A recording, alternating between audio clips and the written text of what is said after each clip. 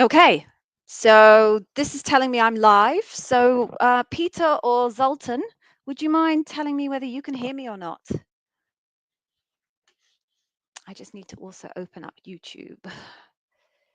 Can anybody hear me? Hello? Ah, cool, good. Okay, right. So we don't have Yevgeny yet, but I will just send him a message and see if he is joining us. I don't think he wasn't. Oh, there he is. As if by magic. I summoned him as if by magic. Hello, Yevgeny. You called for Satan? Oh, hello. Yes, I did. I just sacrificed a child, and there you were. And there I was. There Bish you bash bosh. Right. So the growth is still happening. Are we happy with it? Very happy. And the other half is quite happy as well, which is, I Good. guess, let's face it, that's the That's the important most thing. important thing. Actually, it's quite like my husband. You've got kind of got the gingery kind of moustache thing going on, and then the grey beardy thing going on. I'm just not a fire station chief. That's the only difference. Because Well, otherwise, not everyone can be as brave and heroic as my husband. What can I say? no. Right. So we have a few people who have joined us, and it usually takes people a while to join anyway. So whilst we maybe wait for a few more folks to arrive, because it is the summer holidays and it's all getting a bit quiet at the moment, should we just do our brief intro and then we can kind of tell the folks how the session is going to work? Would you mind doing that whilst I just log into YouTube and make sure everything's working on that side? Yes, make sure we're tracking everyone's likes as well, because we do that, people. Anyway, folks, you might know who Gigi and I are because you're watching us on YouTube and apparently on LinkedIn as well. If anyone here is Yes, we're from now on LinkedIn, LinkedIn. Yes, I've managed to get that working. that is epic. So if anyone's from LinkedIn, amazing, welcome as well. And so we used to be hiring managers, interviewers at Amazon. We actually also had day jobs. We actually did some work there other than hiring and interviewing people, oddly enough. So we were both senior marketers. And in addition to everything, Gigi was also a bar raiser. And at some point in time, both Gigi and I figured out that actually, if you coach candidates on their interviewing skills, guess what? Their outcomes tend to improve, other things constant. So, do you want me to just give a summary in terms of both of us so we can Yeah, just. you do that. And I'm just going to log Yeah. into LinkedIn as well and make sure that's working. Okay, cool. So, the way that I came to this conclusion was that during the last couple of months at Amazon, when I was already transitioning into Apple, what I started doing started doing during the first phone screens is for candidates that seem to have very relevant resumes, CVs to the role that I was interviewing for, but who weren't um, doing really good with the interviewing itself. What I would do is I would give them some coaching instead of the Q&A at the end of the first phone screen, and then I would progress them to the second phone screen instead of rejecting them, and then I would monitor how they're doing, and they improved. And then I converted that insight into first into coaching services, then into courses, and then met Gigi and we merged. And then Gigi, on the other hand, came to this whole thing. Actually, she started where she was already still working at Amazon. I think you launched your the Amazon Interview Wiz channel on YouTube while Yes, you the were at channel. Amazon, isn't Yes, it? I did. Yes. And then at some point in time when she left, she just converted it. She continued with the channel, converted it, and I think you figured out that I think your journey to figuring out that proper coaching is useful was the other way around. Yes, there was some Folks were bad dropping in. coaching. There's some Yeah. bad coaching that was going on, which made me discover that coaching existed and bad coaching was bad, and therefore the world needed some good coaching. Yes, and so when people come to us and tell us, we did have some clients who actually had bad coaching. So they mucked it. They came to us and they said that they failed their interviews because they were coached by bad coaches, and we had to unmuck it for them with good coaching. So anyway, so that was Gigi's journey, and then from Feb 2022, we decided to merge our businesses, and hey ho, there we go. That's day one careers. We We're called them with you. refugees, didn't we? When they kept coming to us from other interviewers. We called Insert them the name of the coach, insert the refugee. name of the coach, refugee. We used to send each other messages. Oh, we've got another ex-refugee. Oh no, Yes. poor person. How can we help? Right. So it's all working on LinkedIn, and we have our first LinkedIn arrival there. We haven't been on LinkedIn, folks, for a good year now, I think. So I'm expecting that to grow over time. So let's just give you an intro on how this thing is going to work, and then we can kick off. So hopefully you will see a panel on the right hand side of your screen. That is where you're going to type in your questions to us. Few bits of housekeeping on those questions. First thing is, please don't just ask us generic questions. I've got an interview tomorrow, any tips? Because of course we've got hours and hours worth of tips, and that's why we built the YouTube channel. We wouldn't have time to give you all of our tips on the live, so we'll end up redirecting you to the YouTube channel anyway. On the other end of the spectrum, there are about, I think, well over 10,000 job families in Amazon at this point. And no one or even two people can be subject matter experts on every single one of those job families. So if your question is very specific about the functional skills or the functional questions that you might face as a software development engineer, a product manager, a legal, a pre-construction manager, a hardware engineer, a Kubernetes solutions architect, if you have specific questions about that, I'm afraid we're not going to be able to answer them because we just couldn't possibly know that amount of information. So if that's your specific question, I'm afraid we'll probably say no, but we will at least not ignore you. We'll let you know that we're not going to be able to answer you. Anything in between that, we are good for.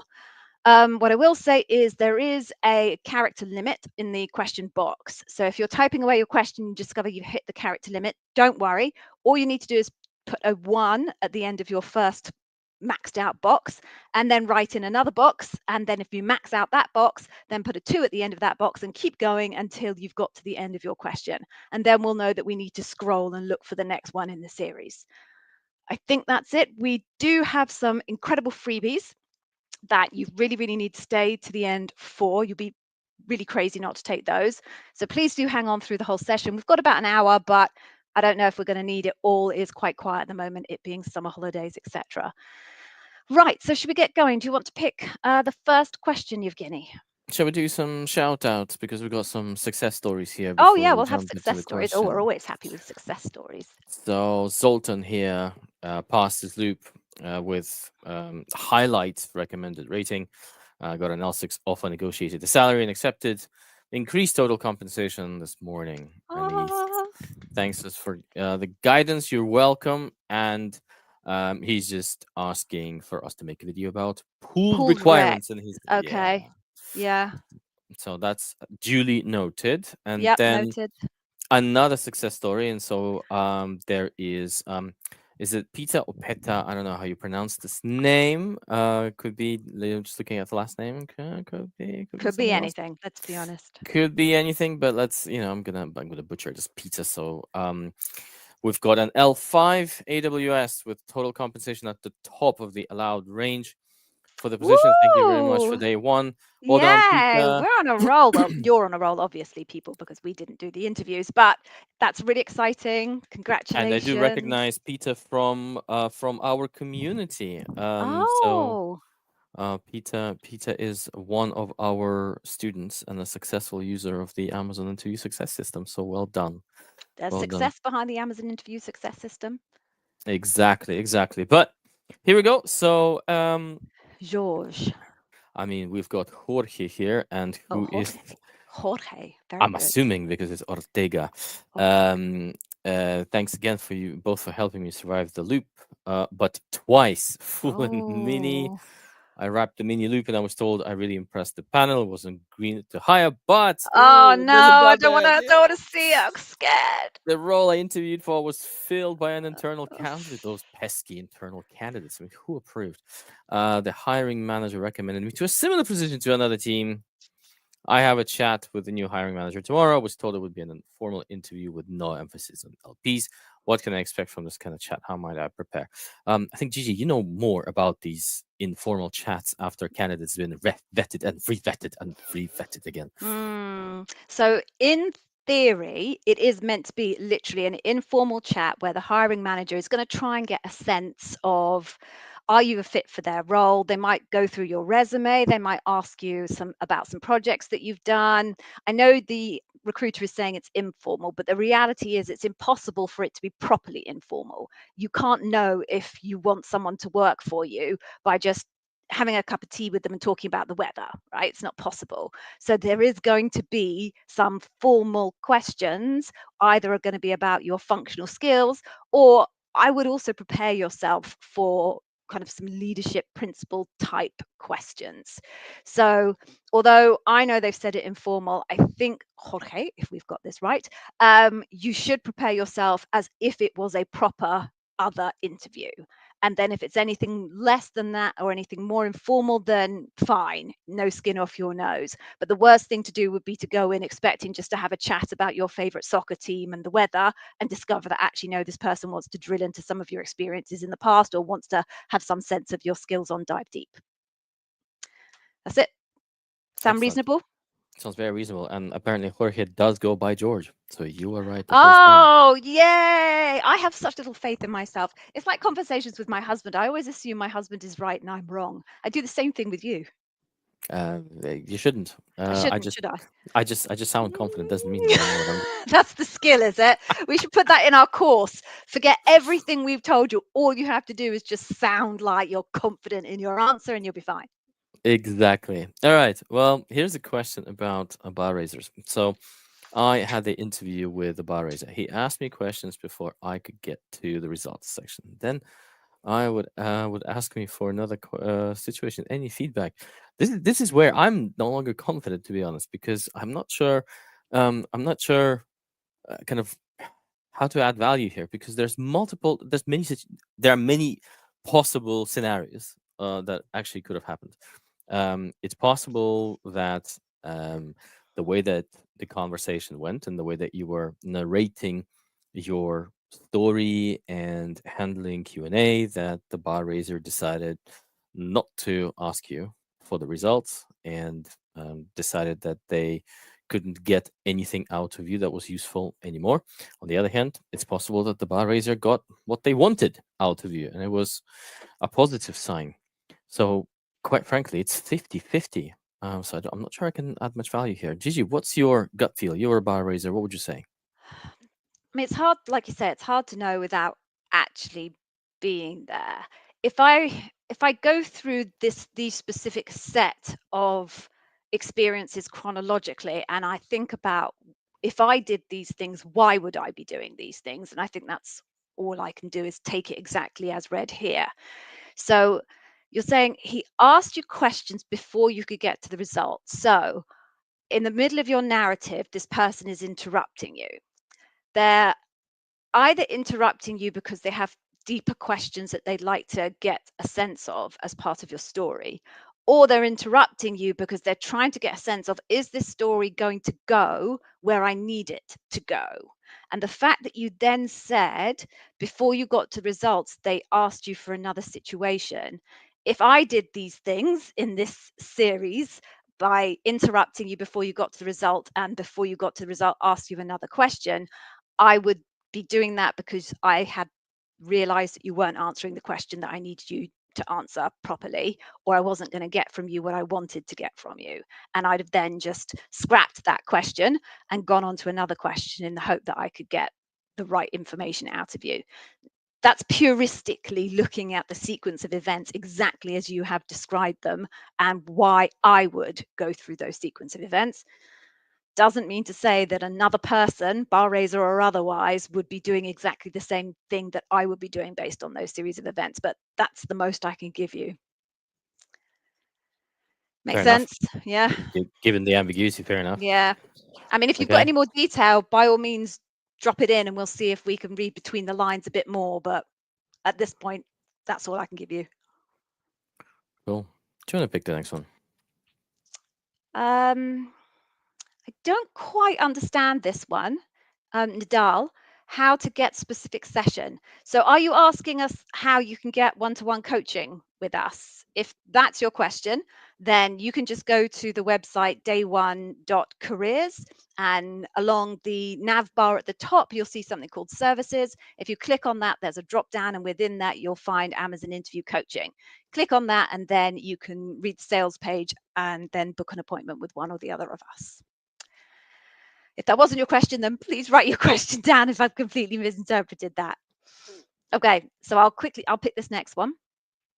How long after the loop should one expect to hear yes or no? Okay, so there is a SLA, a service level agreement, that recruiters are required to follow. It used to be pretty stringent, and there would be a lot of tracking and monitoring done, whether they delivered on that SLA or not. I get the sense that it's become a little bit less, a bit more loosey goosey these days than it used to be when we were there. But in theory, you should be able to get a answer within 5 days of, or should I say 5 working days of your loop. So you can't count the actual day that you had the loop. So let's say you had the loop on a Wednesday. Wednesday doesn't count. So you'd then be doing Thursday, Friday, and then Monday, Tuesday, Wednesday. So you would expect to hear back by the Wednesday. Now, having said that, I'm very confident from all of the feedback that we've got from all of our candidates and all of our clients that many of them are going over that 5 day window. So, what we would say is if you go over the 5 day window, send an outreach email at day 6 and just say, still super keen on the role, really hoping to hear from you shortly. If you don't get anything back by the following day, send another outreach the day after that. So, 2 day break between the two. Yeah, that would be our recommendation. You want to Gotcha. pick the next one? Yeah. Interviewing in a Okay. couple of weeks for a policy program manager coming from government to private. How do I talk about government public sector results that resonate with the private? Yeah, that resonate with the private sector. Some example result, I think, is like avoiding a multi-million-dollar lawsuit or putting on a successful event for public with 500 attendees. Any guidance and thoughts? Um, here's my guidance, and then I'll pass on to Gigi to offer her perspective. So what you will find is that there are some objectives that exist in the public sector that are actually quite relevant, and there's not a lot of translating that you need to do to the private sector, like saving money, for example. You know, yeah, okay, not every government is as good as saving money as it probably should be, right? But hey, still, it's an objective that is very easily translatable.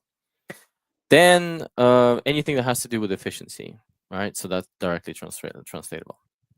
And then there are specific objectives that essentially are some specific results and outcomes of your work.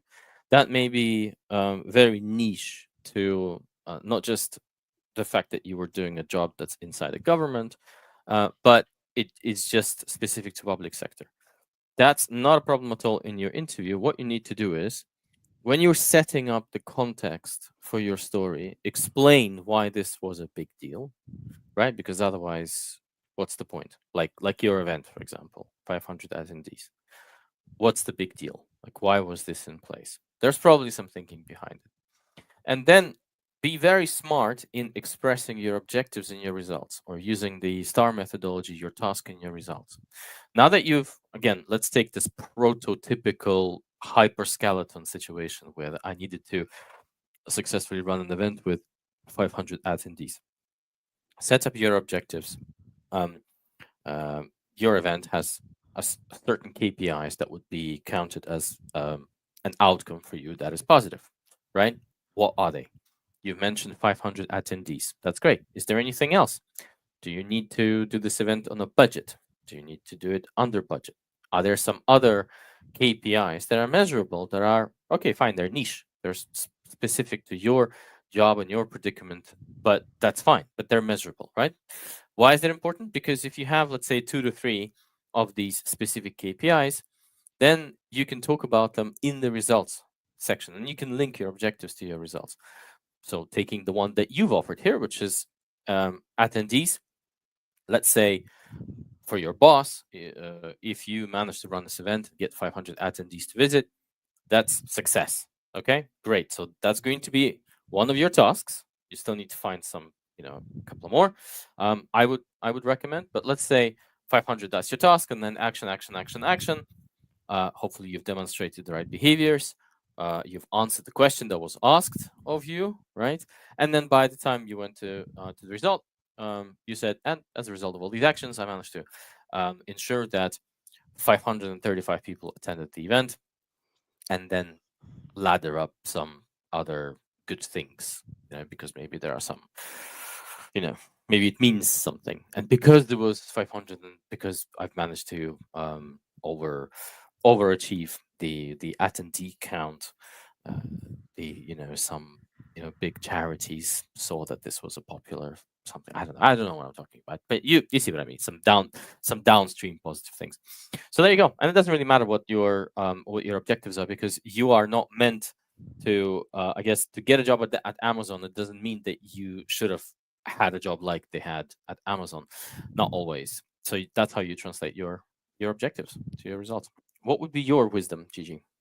Well, I think you just summed it up there at the end. The question is, how do I talk about government/public sector results that resonate with the private sector? You don't, because the only way to do that would be to have results that are relative to the private sector. You can't make up results that didn't exist and weren't part of your objectives. So don't worry about it. All you need to do is, as Yevgeny said, identify what were the objectives that were given to you by your leadership in the public sector, and make sure you demonstrate that you actually delivered those results.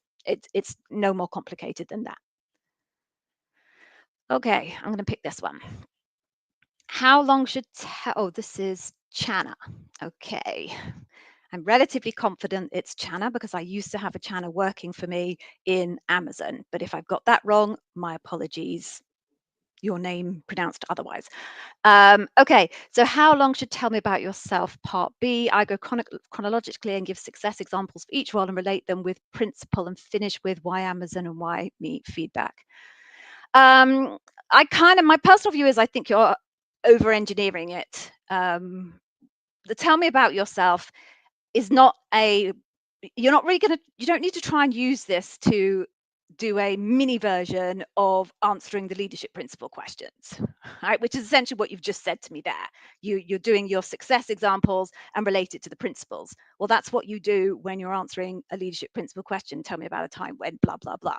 Now, all you're trying to do is squash it all together in one, well, how long it should be, maybe 1 or 2 minutes. So I think you're over engineering that. There is no exact purpose to tell me about yourself. No one trains anyone in Amazon about what tell me about yourself is supposed to deliver for them in terms of evidence. In fact, I don't think anyone trains any managers and interviewers anywhere about what this question actually is intended to get for them, which is a massive problem with the use of that question, but there we go, it is used. So you kind of have to decide what you want to use it for in a way that doesn't duplicate other evidence that you're going to be providing to the interviewer, because if it duplicates it, you're just being inefficient and wasting time. So one thing you don't do is just repeat your resume as read, because that's duplication. They've already got that. And the other thing you don't want to do is just as you described, which is cram everything you can possibly do together to describe your successes and the leadership values, principles.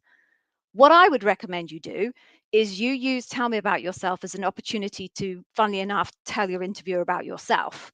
And that's talking about you as a professional, not talking about your career history, which is already captured in your resume, but rather using the roles that you've done in the past as a lens through which you could describe who you are as a professional to the interviewer.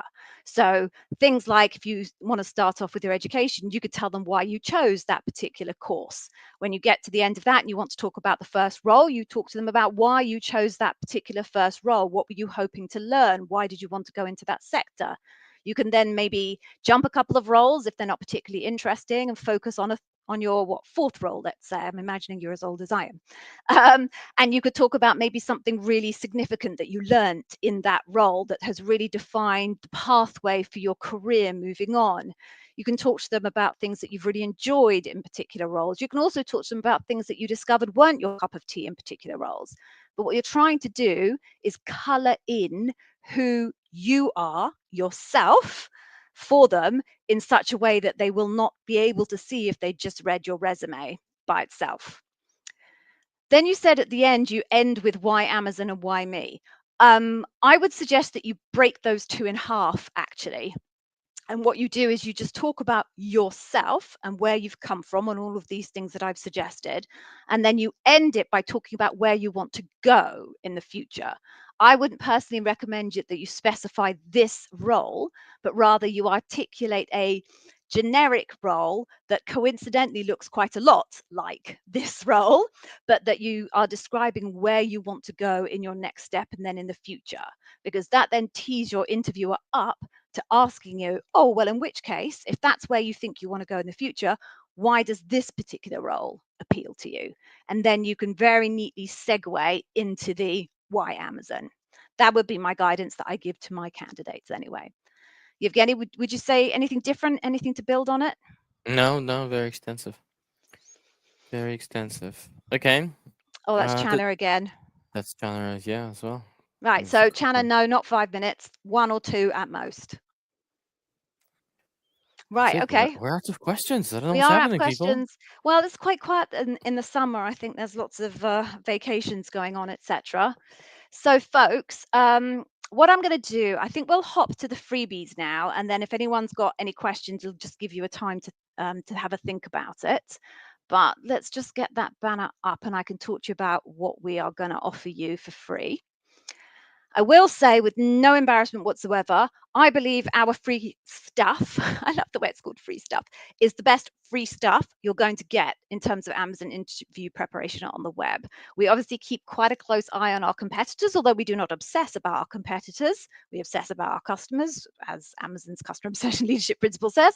We do keep an eye on what other people have going on, and we still remain extremely confident that the offering that we provide at Day One Careers is vastly superior to anything else that's out there at the moment, and certainly vastly more accessible than anything else that is out there at the moment. So go get yourself at the end of this URL our free stuff. The first thing that you're going to get for free is a teeny tiny sample of the Amazon Interview Success System course, which our 2 people at the beginning of the session, or at least one of them we know for sure, made use of and landed themselves a role at Amazon.